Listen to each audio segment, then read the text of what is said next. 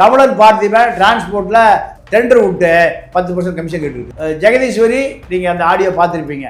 டேய் ஜட்டியை கழட்டுறா அந்த அம்மா. தாம்பரம் சரத்குமார் எல்லாத்துலையும் கை நீட்டுறாங்க. இந்த 4 பேரை தூக்கணும், அடுத்து கீர்த்தனாவையும் தூக்கணும்னு இப்போ அடுத்த ஒரு பட்டியல் தயாராக. கீர்த்தனா நல்லா தானே பண்ணிட்டு இருக்காங்க. இப்போ கீர்த்தனா 4 கோடி ரூபாய்க்கு ஒரு வீடு வாங்கியிருக்காங்களாம் சிவகாசியில். அதுக்குள்ள டாக்குமெண்ட் நம்மகிட்டே வந்துருச்சு. இப்போ ஜெயலலிதா மாதிரி இவருமே வந்து உடனே ஆக்ஷன் எடுக்கிற அமைச்சர் மேலே புகார் வந்து 100% கரெக்டாக தான் சரி.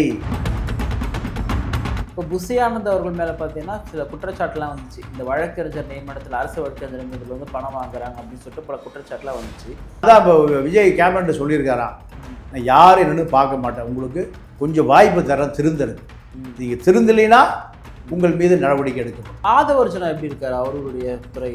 ஆதவர்ஜனா இப்போ பிடபிள்யூவில் விஜய் என்ன சொல்கிறாரோ அது மாதிரி செஞ்சுட்டு இருக்காரு. கரூரில் காவல்துறை தான் எங்கள் 41 பேரை கொலை செய்து விட்டார்கள்னு ஒரு ப்ரெஸ் மீட் கொடுத்தாரா. காவல்துறை உயர் அதிகாரிகள் போய் பார்த்தாங்க. யாரை? முதலமைச்சரை. என்னங்க இப்படி சொல்லிட்டு இருக்காரு, உடனே கூப்பிட்டு நீ வாய் திறக்காது, ப்ரெஸ் மீட் நீ பண்ணாத, சந்திக்கூடாது சொல்லிட்டாரு. ஆமாம், ப்ரெஸ்ஸை சந்திக்கக்கூடாது, அதிக பிரச்சனை தரணும், நீ பார்க்காத, ஓரமாறுன்ட்டு. இப்போ விஜய் அவர்கள் ஏறி நின்று பார்த்தார்ல சார், அந்த பிரிட்ஜ் மேலே ஏறி நின்று பார்க்கும்போது அவ்வளோ கட்டடங்கள்லாம் தெரியுது. இந்த கட்டடங்கள்லாம் காரணம் திமுக தான் அப்படின்னு சொல்லிட்டு அந்த கிரெடிபிலிட்டியை உதயநிதி வந்து எடுத்துக்கிறாரு. உண்மையாகவே இல்லை, திமுக கருணாநிதி வீட்டில் இருந்தால் கட்டினாங்க, இல்லை அவங்க அப்பா அம்மா வீட்டை கட்டாங்களா, இல்லை அவங்க பாட்டி சண்முகத்தம்மாளும் பெரியநாயகி அம்மாளும் கஷ்டப்பட்டு கட்டினாங்களா? என்ன நினைக்கிறானுங்கன்னா, இந்த முதலமைச்சர் நாற்காலி நம்ம குடும்பத்துக்கு சொந்தமானது, இந்த முட்டா பைய 1000 ரூபாய்க்கு ஓட்டு போட்டுருவான். இப்படித்தானே கருணாநிதி அரசியலே தெரியாமல் அயோக்கிய அண்ணாவும் கருணாநிதியும் பெரியாரை காலி பண்ணி இந்த வீரமணி இவர்கள் எல்லாம் இந்த பெரியாரை ஒழித்ததன் மூலம் இங்க இருக்கிற கம்யூனிஸ்டையும் ஒழிச்சிட்டான், அம்பேத்கரை செய்தியும் ஒழிச்சிட்டான். இங்க ஐயா என்ன காட்டி கொடுப்பதும் கூட்டி கொடுப்பதும் தான் இங்க பிரதான கட்சி. சீமான் அவர்கள் விஜய் அவர்களை மிக கடுமையாக பேசுகிறார். என்ன உன் பேர் என்ன, நீ என்ன வந்து வரும்போது ஜோசப் விஜயா, இப்போ என்ன ஜோசப் விஜய் சொல்லிட்டு இந்த பிஜேபி ஆர்எஸ்எஸ் இவங்க தான் வந்து விஜயை வந்து ஜோசப் விஜய் சொல்லிட்டு ஒரு விஷயத்தை வந்து முன் வச்சு பண்ணாங்க. இப்போ இதையுமே இவர் எடுத்திருக்காரு. ஏன் இதை எடுத்திருக்கு? திமுக எதை சொல்லுகிறதோ அதை அந்த சைமனும் கிறிஸ்தவர் தானே இவர். சார், அதாவது இவனுக்கு கொள்கை கோட்பாடே கிடையாது சைமனுக்கும் சாட்டைக்கும். திமுக கோடிக்கணக்காக பணம் கொடுக்குது சார். இந்த பணத்துக்கு அடியாள் இருப்பான் தெரியுமா, கைக்கு ஒரு ரேட்டு, காலுக்கு ஒரு ரேட்டு, ஆளுக்கு ஒரு ரேட்டு, இன்னும் கூலிப்படை இருக்கு. இப்போ இவர் திமுக வந்து இப்போ இவர் அம்பாசமுத்திர சீமான் அவர்கள் இன்னும் அந்த இடத்துல திமுக வேட்பாளரை போடாது, திமுக தான் நிறுத்துது. ஏன்னா சட்டசபைகள் வந்து விஜய நாளாந்தரமா நரகல் நடையில பேசணும்னு இந்த சைமனை தயார் பண்ணுகிற அளவுக்கு திமுகனுடைய இழிநிலை. வாய்ஸ் ஆஃப் தமிழோட பார்வையாளர்களுக்கு வணக்கம். இன்றைய சிறப்பு நேர்காணலில் நம்ம இருந்திருப்பவர் மூத்த பத்திரிகையாளர் தமிழா பாண்டியன் அவர்கள். சார் வணக்கம். வணக்கம். அமைச்சர்களுடைய மாற்றம், எந்த அமைச்சர்கள் மாற்றப்படுறாங்க, ஏன் மாற்றப்படுறாங்க? அதாவது இது நல்ல கேள்வி. ஜெகதீஸ்வரி அந்த அம்மா துறையில் லஞ்சம் தலை விரிச்சு ஆடுது, காசு கிடைச்சா வாங்கிக்குது. அதே போல் போக்குவரத்து துறை அமைச்சர் விஜய் தமிழன் பார்த்திபன், நம்ம தாம்பரம் எம்எல்ஏ சரத்குமார், காங்கிரஸ் எம்எல்ஏ உயர்கல்வித்துறை அமைச்சர் விஸ்வநாதன். ஆமாம், விஸ்வநாதன் மேலே என்ன புகார்னா, ஒவ்வொரு பல்கலைக்கழகம் டீம்டு யூனிவர்சிட்டியை தமிழ்நாடு அரசு பள்ளி கல்வித்துறை உயர்கல்வித்துறை அங்கீகரிக்கணும்னா கோடிகள் கொடுக்கணும்னு எல்லாருக்கும் நோட்டீஸ் அனுப்பிச்சிட்டார். ஒரு 475 கல்லூரி இருக்கு. எங்கே இன்ஜினியரிங் கல்லூரி எங்கே தமிழ்நாட்டில். அப்போ ஒரு 1 கோடி ரூபா கொடுக்கணும். 475 500 கோடி வேணும்னு எல்லாத்துக்கும் சர்க்குலர் அனுப்பிச்சிட்டார். ரினியூவல் பண்ணுவதற்கு நான் ஆய்வு பண்ணணுங்கிறார். வந்து 2 மாதத்துல நான் உங்கள் கல்லூரி பூரா ரினியூவல் பண்ணோம்னா ஆய்வு பண்ணணும். எல்லாம் 30 ஏக்கரா சொல்லியிருப்பான், 40 ஏக்கர் ஆட்டை போட்டிருப்பான், புறம்போ கடத்தி வச்சிருப்பான். அங்கே ரெக்கார்டில் இருக்கிறது கல்லூரியில் இருக்காது. இத்தனைக்கும் அவர் ஒன்றும் நேரடி டிவிக்கு கிடையாது, காங்கிரஸ் தான். வர்றேன். அப்போ இப்படி நோட்டீஸ் விட்டோனையும் அந்த பல்கலைக்கழக கூட்டமைப்பு ஃபைனான்ஸ் மினிஸ்டர் வந்து பார்க்குது. யாரை?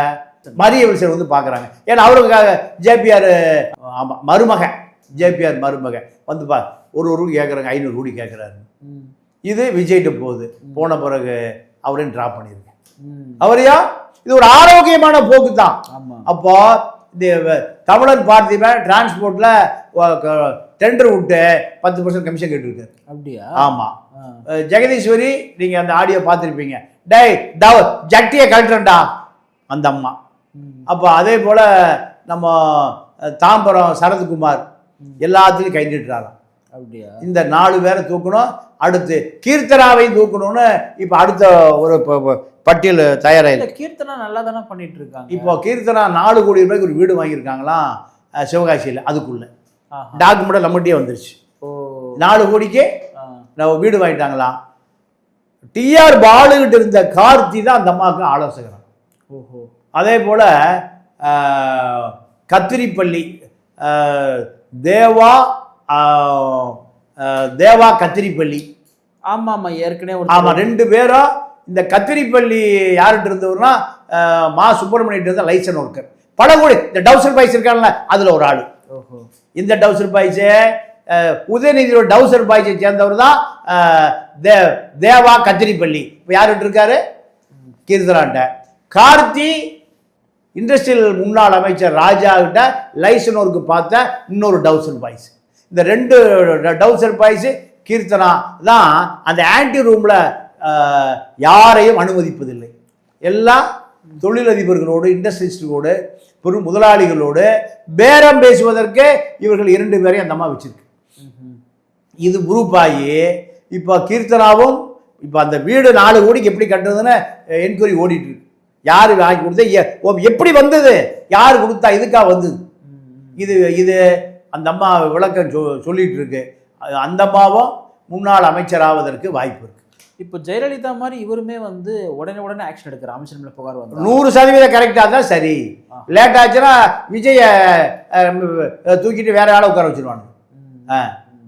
காரணம் சார் இது இந்த தமிழ்நாட்டினுடைய ஸ்ட்ரக்சர் எப்படின்னா, பிரான்ஸு வந்து ஒரு நாடு, அதே அளவுக்கு வளம், கனிமம், மக்கள், இயற்கை சூழல், நிலப்பரப்பு, வரலாறு, பூகோளம் எல்லாம் இருக்கு.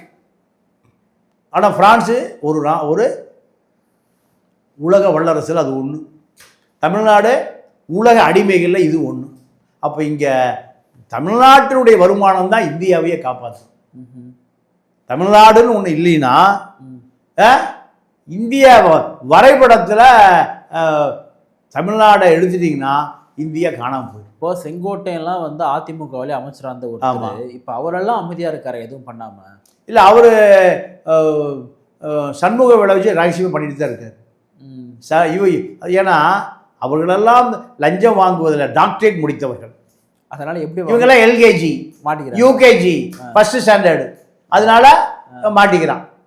இல்லை, அவர் ஆள் சத்தமே காணும். யாரு? செங்கோட்டையன் பற்றி எந்த நியூஸ்மே வர மாட்டேது. ஊடக விபச்சாரிகள் இருக்காங்கல்ல, அத்தனை பேரும் கரெக்டாக கவனிச்சிடுறாரு. இதுதான் விஷயம். அதுக்கு ஒரு பிஆரை வச்சிருக்காரு. எந்த செய்தி அவர்களுக்கு என்ன வேணும் அப்ளிகேஷன் உடனே பண்ணி கொடுத்துருவார். அதுதான் இது வந்து எல்லாரும். கருணாநிதிக்கு அதான் டெக்னிக்கல். கருணாநிதி உயிரோடு இருந்த காலத்தில் 500 பத்திரிக்கை அடித்தாலும் உங்கள் லைனில் வந்துடுவார். அது 500 பத்திரிக்கை அடித்தாலும் உங்கள் லைனில் வந்துடுவார். மீடியாவை அவ்வளோ தன் வசப்படுத்தி வச்சிருப்பார். இப்போ புஷி ஆனந்த் அவர்கள் மேலே பார்த்தீங்கன்னா சில குற்றச்சாட்டுலாம் வந்துச்சு. இந்த வழக்கறிஞர் நியமனத்தில், அரசு வழக்கறிஞர் நியமனத்தில் வந்து பணம் வாங்குறாங்க அப்படின்னு சொல்லிட்டு பல குற்றச்சாட்டுலாம் வந்துச்சு. ஆனால் அவர்லாம் கேபினெட்டில் இருக்க தானே செய்கிறாரு. இல்லை, அதான் இப்போ விஜய் கேபினெட்டில் சொல்லியிருக்காராம், நான் யார் என்னன்னு பார்க்க மாட்டேன், உங்களுக்கு கொஞ்சம் வாய்ப்பு தரேன் திருந்தருக்கு, நீங்கள் திருந்தலைன்னா உங்கள் மீது நடவடிக்கை எடுக்கப்படும். யாராக தான் தூக்கி வீசிடுவேன். நான் தூக்கி வீசலைன்னா நான் ஜெயிலுக்கு போயிடுவேன். ஆட்சி முடிஞ்ச பிறகு அந்த வழக்கு வரும். எதிர்கட்சிக்கார என்னை தூக்கி உள்ள வைப்பான். இதுக்கு நான் தயாராக இல்லை. அதனால் திருத்தி கொள்ளுங்கள், இல்லை என்றால் திருத்தப்படுவீர்கள். இந்த டிமாண்டை வைக்கிறாரு. ஆதவர்ஜனா எப்படி இருக்காரு அவருடைய துறை? ஆதவர்ஜனா இப்போ பிடபிள்யூவில் விஜய் என்ன சொல்கிறாரோ அது மாதிரி செஞ்சுட்டு இருக்காரு. கரூரில் காவல்துறை தான் எங்கள் 41 பேரை கொலை செய்து விட்டார்கள்னு ஒரு ப்ரெஸ் மீட் கொடுத்தாரா. காவல்துறை உயர் அதிகாரிகள் போய் பார்த்தாங்க. யாரை? முதலமைச்சரை. என்னங்க இப்படி சொல்லிட்டு இருக்காரு? காவல்துறை என்பது யார் ஆளுங்கட்சி இருக்காங்க அவங்களுக்கு நாங்கள் கீழ்ப்படிஞ்சு தான் ஆகணும். அன்னைக்கு திமுக கீழ்ப்படிஞ்சா இன்னைக்கு உங்களுக்கு கீழ்ப்படிஞ்சிருக்கோம். நாங்களே கொலகாரன்னா எங்க சொந்த லாபத்துக்கு நாங்க இதை செஞ்சோம். உத்தரவு வந்து முதலமைச்சர் அலுவலகத்தில் அதை செஞ்சோம். இவர் இப்படி பேசுறாரு, உடனே கூப்பிட்டு நீ வாய் திறக்காத, பிரஸ் மீட் நீ பண்ணாத, சந்திக்கூடாது சொல்லிட்டாரு. ஆமா, பிரஸை சந்திக்க கூடாது. ஆமா, நேத்து நிர்மல் குமாரும் ராஜ்மோகன் மட்டும் தான் சந்திக்கணும், நீ நீ பார்க்காதேன்ட்டார். அதிக பிரச்சனை நீ பார்க்காத, ஓரமாறுன்ட்டார். அப்போ இப்போ நிர்மல் குமார் ராஜ்மோகன் தான் ஊடகவியலாளர் சந்திக்கிறாங்க. இப்போ அவரும் சைலண்ட் மோடுக்கு போயிட்டார். இப்போ நேற்று உதயநிதி பேசும்போது இன்னொன்றுமே சொல்கிறாரு, நீங்கள்லாம் போயிட்டு ஆய்வு பண்ணுறீங்க, போயிட்டு அந்த 100 அடி பிரிட்ஜில் ஏறி பார்க்குறீங்க, இதெல்லாம் நாங்கள் உருவாக்குனது, நீங்கள் ஒன்றும் உருவாக்கலை, நீங்கள் உருவாக்கி வேணா பண்ணுங்கன்னு சொல்கிறாங்க.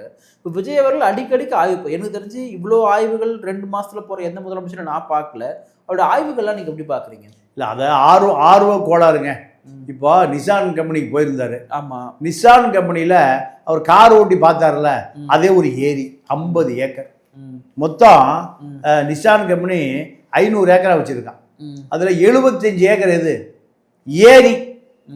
முதலமைச்சருடைய கவனத்துக்கு நான் சொல்றேன், இப்போ வாய்ஸ் ஆஃப் தமிழ்நாடு மூலம் போட்டும். அதாவது தேசிய பசுமை தீர்ப்பாயம் இடைக்கால உத்தரவு 8/1/2026 ஒரு குழு போட்டிருக்கு. இன்ட்ரீம் ஆர்டர், அதாவது பிடபிள்யூ, பொல்யூஷன் போர்டு, டி, பொதுப்பணித்துறை உயர் அதிகாரிகள், சுற்றுச்சூழல் உயர் அதிகாரிகள் எல்லாம் ஆய்வு பண்ண அந்த 46 ஏக்கரை நீர்பிடிப்பு பகுதியை மீட்டு கொடுங்கன்னு சொல்லியிருக்கு. ஆனால் இதுவரை எந்த நடவடிக்கை இல்லை. ஆர்டிஓ போனால் 50 லட்சம் வாங்கிட்டு அப்படியே போயிடுறாரு. பல இந்த நடவடிக்கை மேய்க்கால் புறம்புறம்பு 100 ஏக்கரா, அப்போ 150 ஏக்கரா. இது திமுக ஆட்சி காலத்தில் தான் 2006-2007 தாமு அன்பரசன் தான் அங்கே அமைச்சர். அந்த காலத்தில் இது வந்தது. 50 கோடி ரூபா திமுக குடும்பத்துக்கு வாங்கி கொடுத்து தான் இந்த தொழிற்சாலை அங்கே உருவாக்கப்பட்டது. இந்த தொழிற்சாலை ஒரு நாளைக்கு 2 கோடி லிட்டர் உறிஞ்சிறான். 1 கோடி லிட்டர் குழாயை வச்சு உள்ளே விடுறான். இப்போ அங்கே கிரவுண்ட் வாட்டரை 1500 அடி கீழே போயிடுச்சு. இந்த தொழிற்சாலைகளை பொறுத்த வரைக்கும் ஏன் இங்கே வர்றான்னா, அவன் நாட்டில் இதை பண்ணலாம், ஆனால் அவன் நாட்டில் வந்து ஸ்ட்ரிக்டான ஆர்டர் எல்லாம். எவ்வளோ கேவலமான நாடுன்னு பாருங்க, எவ்வளோ கேவலமான ஆட்சியாளர் சொல்லிக்கிறோம். எங்கள் நாட்டில் உற்பத்தி ஆகுது இங்கே எல்லாமே. அதாவது பாருங்க, 350 ஏக்கரா எப்படி கொடுத்துருப்பான்னா, 380 ஏக்கரா ஒரு 50,000 ரூபாய் கொடுத்துருப்பான். இப்போ விஜய் அவர்கள் ஏறி நின்று பார்த்தார்ல சார், அந்த பிரிட்ஜ் மேலே ஏறி நின்று பார்க்கும்போது அவ்வளோ கட்டடங்கள்லாம் தெரியுது. இந்த கட்டடங்கள்லாம் காரணம் திமுக தான் அப்படின்னு சொல்லிட்டு அந்த கிரெடிபிலிட்டியை உதயநிதி வந்து எடுத்துக்கிறாரு. உண்மையாகவே இல்லை, திமுக கருணாநிதி வீட்டில் இருந்தால் கட்டினாங்க, இல்லை அவங்க அப்பா அம்மா வீட்டை கட்டாங்களா, இல்லை அவங்க பாட்டி சண்முகத்தம்மாளும் பெரியநாயகி அம்மாளும் கஷ்டப்பட்டு கட்டினாங்களா? முதலமைச்சர் நாற்காலி நம்ம குடும்பத்துக்கு சொந்தமானது. இந்த முட்டா பைய 1000 ரூபாய்க்கு ஓட்டு போட்டுருவான். இந்த முட்டா பயிலுக இப்படித்தானே கருணாநிதி அரசியலே தெரியாமல் அயோக்கிய அண்ணாவும் கருணாநிதியும் பெரியாரை காலி பண்ணி இந்த வீரமணி இவர்கள் எல்லாம் இந்த பெரியாரை ஒழித்ததன் மூலம் இங்க இருக்கிற கம்யூனிஸ்டையும் ஒழிச்சிட்டான், இந்த அம்பேத்கரை செய்தியும் ஒழிச்சிட்டான். இங்க ஐயா என்ன காட்டி கொடுப்பதும் கூட்டி கொடுப்பதும் தான் இங்க பிரதான கட்சி. நீங்க தூத்துக்குடி எம்பி ரித்தீஷன் ஒருத்தர் இருந்தான். அவன் என்ன திமுக வரலாற்று நாயகனா? அண்ணாவோட போராடணும்னா கொண்டு போய் 10 கோடி கொடுக்குறான். யார்கிட்ட? ராஜாத்தியம்மாட்ட. ராஜாத்தியம் இவனை எம்பி ஆக்குங்குது. இதுதான் திராவிட இயக்கம். ஜெயலலிதா லேகியம் கலந்து விற்கிறவன் அவன் போய் 10 கோடி கொடுக்குறான். அவன் தூத்துக்குடி எம்பி. மக்கள் பூரா ஓட்டு போடுறான். இப்போ இந்த முறை ஜெகத் ரட்சகன் பச்சைமுத்து எல்லாமே 50 கோடி ரூபாய்க்கு விலைக்கு வாங்கப்பட்ட பொருள் தான் எம்பி சீட். சார், நிறைவான கேள்வி. இப்போது சீமான் அவர்கள் முந்தினத்து அவங்களுடைய கட்சியில் 1000 பேர் இணைஞ்சாங்க, வேலை ஒன்று பேசியது என்னென்னா, விஜய் அவர்களை மிக கடுமையாக பேசிட்டார். என்னன்னா, உன் பேர் என்ன, நீ என்ன வந்து வரும்போது ஜோசப் விஜயா, இப்போ என்ன ஜோசப் விஜய் சொல்லிட்டு இந்த பிஜேபி ஆர்எஸ்எஸ் இவங்க தான் வந்து விஜயை வந்து ஜோசப் விஜய் சொல்லிட்டு ஒரு விஷயத்தை வந்து முன் வச்சு பண்ணாங்க.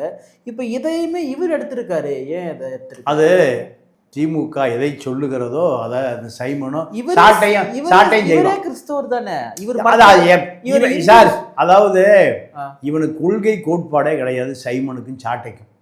திமுக கோடிக்கணக்காக பணம் கொடுக்குது சார். இந்த பணத்துக்கு அடியாள் இருப்பான் தெரியுமா, கைக்கு ஒரு ரேட்டு, காலுக்கு ஒரு ரேட்டு, ஆளுக்கு ஒரு ரேட்டு, இன்னும் கூலிப்படை இருக்கு. கேவலமான கவர்மெண்ட்டு, கேவலமான சட்டம். அவனால ஒரு 50 பேரை என்கவுண்டர் பண்ணிங்கன்னா அந்த நாட்டில் கூலிப்படையே இருக்காது. அதெல்லாம் செய்ய மாட்டான். ஏன்னா இந்த கூலிப்படை இவனுக்கே தேவை. யாருக்கு? உதயநிதிக்கு தேவை, எடப்பாடிக்கு தேவை. அதனால செய்ய மாட்டான். இப்போ அதே போல தான் இது. இந்த அரசியல் கூலிப்படை சாட்டையும் சைமனும்.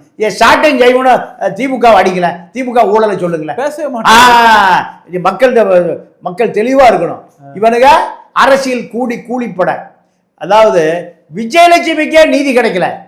விஜயலட்சுமி வழக்கை ஸ்டாலின் தான் உச்ச நீதிமன்றத்துக்கு போன பொழுது உச்ச நீதிமன்றத்தில் அரசு வழக்கறிஞர்கள் ஆஜராகாம அந்த வழக்கு நீ காம்ப்ரமைஸ் பண்ணிக்கமான்னு முடிச்சு வச்சிட்டாங்க. இதுக்கு அப்போ யார் காப்பாத்துறா? ஸ்டாலின் காப்பாத்துறார். எப்படி அரசியல்? அப்போ இவருடைய கொள்கை புரியுதா? எங்க கருக்கலைப்பு நடக்குதோ அங்கதான் அரசியல். அப்போ குடும்ப அரசியல் எப்படின்னு புரியுதா? இந்த குடும்பம் எதை செய்கிறதுன்னு புரியுதா? இதுதான். அப்போ இதை செய்வதற்கு தமிழ்நாடு முழுக்க 1,00,000 பேரை பலாயிரம் கோடி ரூபாய் மக்கள் சொத்தை கொள்ளையடிச்சு வைத்துக் கொண்டிருப்பவன் தான் திமுக நிர்வாகி. இப்போ இவர் திமுக இப்ப இவர் அம்பாசமுத்திர சீமான் அவர்கள் அந்த இடத்துல திமுக வேட்பாளரை போடாது, திமுக தான் நிறுத்துது. ஏன்னா சட்டசபைகள் விஜய நாளாந்தரமா நரகல் நடையில பேசணும்னு இந்த சைமனை தயார் பண்ணுகிற அளவுக்கு திமுகனுடைய இழிநிலை. அப்போ இதெல்லாம் அரசியலா? மக்கள் தான் தெளிவடையணும். மக்கள் தான் தெளிவு அடைஞ்சுதான் திமுக ஒழிச்சு விட்டான். திமுகவை நிரந்தரமாக ஒழிப்பதற்கு என்ன வேலையோ அதை செய்ய வேண்டும். நிகழ்ச்சியில் பங்கேற்று பல்வேறு கருத்துக்களை. நன்றி, வணக்கம்.